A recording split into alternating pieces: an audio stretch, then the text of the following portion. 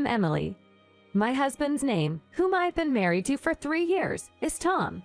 We built our own home shortly after getting married. We lived together with Tom's mother. My mother-in-law was a single mother and raised Tom on her own. I initially disliked the idea of living with my strong-willed mother-in-law, but we decided to live together due to her dislike of living alone and Tom's strong wish to ease the burden on his mother, who raised him single-handedly. Living together was as terrible as I had imagined. Over time, my work hours became my only respite. It's my duty to shop and prepare dinner after work. My mother-in-law basically doesn't do any household chores. I'm using the kitchen right now, so wait. But I need to start preparing dinner soon. I'll be done soon. Just wait. All right, I understand. Why, even though we live together, is there only one kitchen? When I proposed a two-family house, you declined it. Did I? Maybe I was being considerate back then. If we went with a two-family house, the cost would have been higher, right? Maybe we should have installed a second kitchen after all. I thought so too, but I held back for your sake. You should be grateful to my past self. I see. I had assumed you declined the two-family house because you didn't want to be alone. That's not the case. I would have preferred a two-family setup if possible. Should we consider renovating now? Fine, but I can't contribute financially. If we decide on that, you'd have to contribute as well. I'm retired now, have no intention to work, and I've spent most of my savings on Tom since I raised him as a single mother. So I can't afford it. But we've been covering all the house loans and utility bills. If you want a two-family setup, we'd need some financial help. I don't have the money. I've already spent a lot on Tom. He works at a good company now, so he should repay me more than I've spent on him. Then we'll have to continue cooperating and getting along. Why do I have to be directed by you? If you earned more, we could renovate as much as we want. I'm not bossing you around, and I don't think my salary will increase any further. So, don't expect too much from me. Tom earns so well, but because he married someone with low income like you, he can't live a wealthy life. What are you trying to say? Sometimes I think it would have been better if Tom married someone better. I see. You're only able to live this life thanks to my son, whom I raised with care. Don't get ahead of yourself. I do work as well, you know. Your earnings are just a fraction of what they could be. You should be more grateful to my high-earning son. I am grateful, but... But what? You're living off the money my son earns, so don't complain. That might be true, but I earn a decent amount myself. Annoying, so annoying. Huh, why are you so angry? If you were a higher earner, I wouldn't have to put up with these frustrating days. It irritates me just thinking about it. It's not very constructive to blame me for that now. Why do I even have to live with you every day? Tom is on a business trip. It can't be helped. He's hardly been home in these past 3 years. That's the nature of his job now. He didn't go on business trips before you got married. Why did this change? He changed jobs. But it's the same line of work, isn't it? Does the compensation differ that much? It seems to be a company with frequent trips. I would have been better off living alone. If you dislike living with me so much, why don't you live alone? Will you pay for my living expenses if I do? If so, maybe I will. Why don't you ask Tom? Tom would surely want to live with me. That might be the case, When he returns this weekend, I'll discuss it with him. Tom doesn't come home on weekdays due to his business trips. Because of this, in the house we built, it's like living with just the two of us. My mother-in-law and me. Although I feel some dissatisfaction, I try my best to avoid conflicts. It seems my mother-in-law also dislikes living with me. We decided to discuss it on the day Tom returns. Because a conversation among the three of us might not be productive, I spoke to Tom first. Your mother doesn't seem to like living with just me. Why? She doesn't like you being away on business trips. Even if she says that, it's my job, you know. She said she'd rather live alone than live with just me. What? Maybe it's your fault for making her say that. Why is it my fault?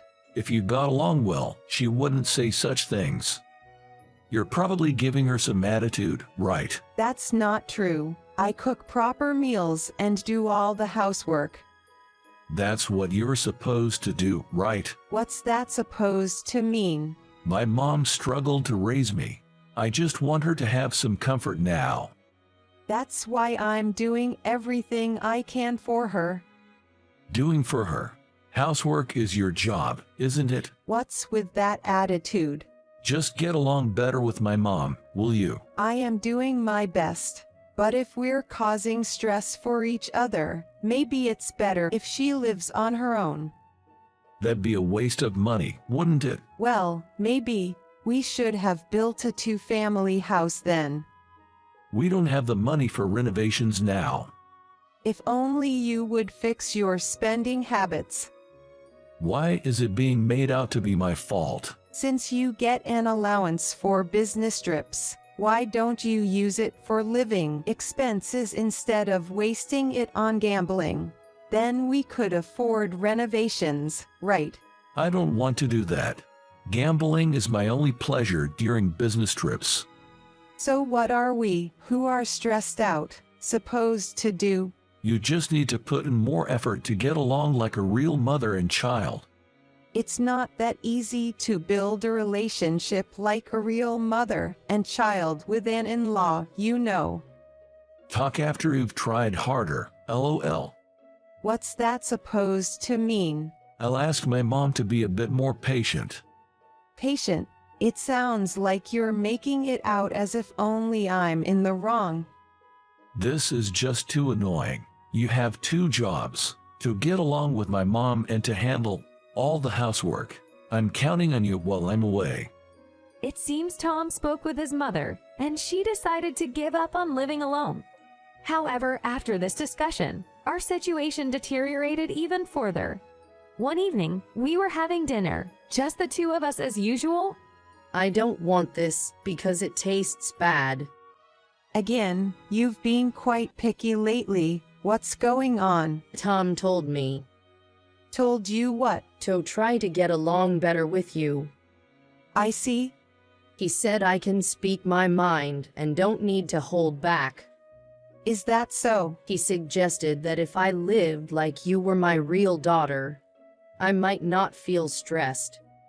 I've been eating things I didn't like just to endure, but I've decided to stop doing that. So that's what it was about. From that day on, the mother-in-law became more and more self-centered each day. My stress accumulated even more than before. Even when I consulted with Tom, he just told me I wasn't trying hard enough and didn't help at all. Finally, I reached my breaking point. That reminds me. Did you clean the bathroom yesterday? Yes, I did. There was still dirt left. This comment from the mother-in-law after a bath pushed my anger to its peak. I'm honestly fed up with being nitpicked every single day. Huh. Tom told me to treat you like my real daughter. That's why I'm doing this.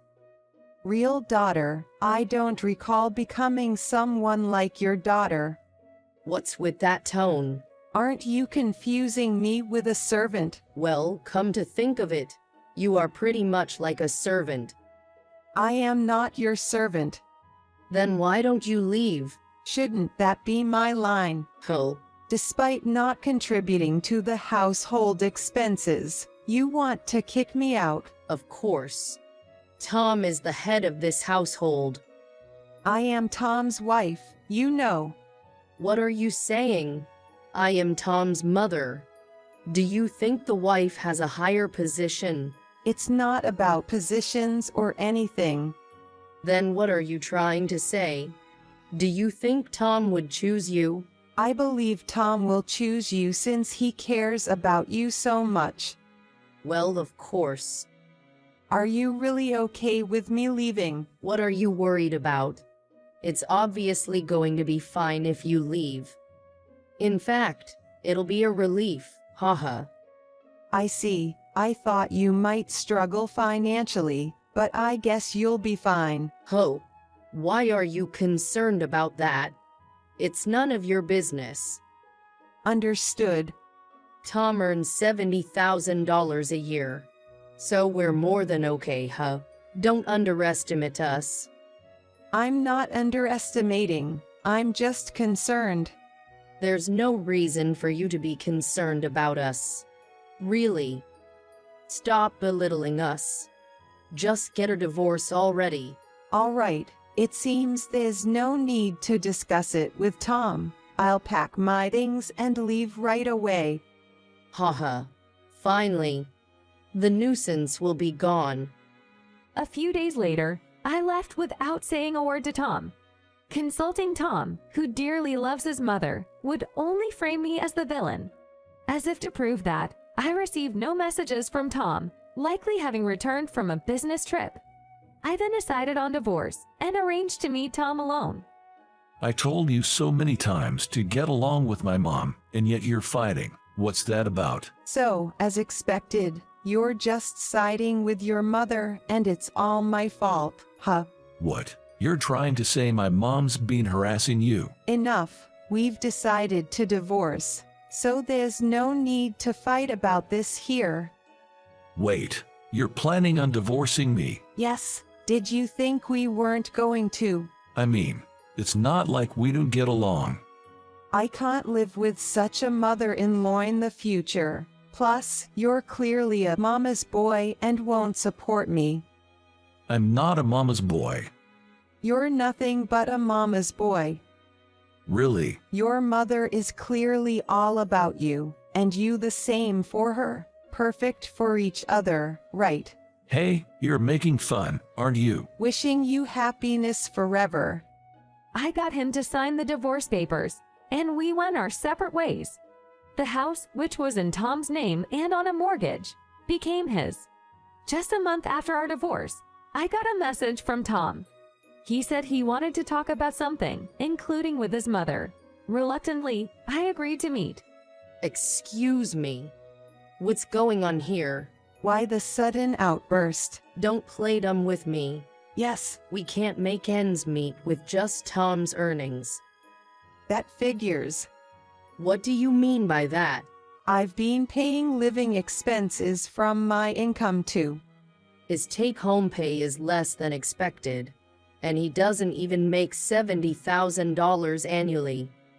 Mother-in-law, it seems you were mistaken. About what? The one with an annual income of $70,000 is me. Oh, then what about Tom? Before Tom changed his job, he had an annual salary of about $50,000, but it decreased significantly after he shifted. I didn't know that. It's not surprising you didn't know. Why would we specifically discuss that with you? Still, his take-home pay is way too low. That's because his salary is being deducted for his gambling debts. What? So, his take-home is very low, and I've been supplementing our expenses with my salary. Why didn't you tell me this sooner? No, I did. Remember when I mentioned we'd face financial difficulties? You just brushed it off saying it's none of your business. Well, that is. I just didn't mention it since you considered it none of your business. By the way, It seems he's gambling every day while on business trips. Tom has a gambling addiction, you know. I managed to pay this month's gas, water, electricity, and other bills. But I can't from next month. Is that so? That's stuff. It's duff, so come back. What are you talking about? Please come back and remarry. That's a bit too convenient for you.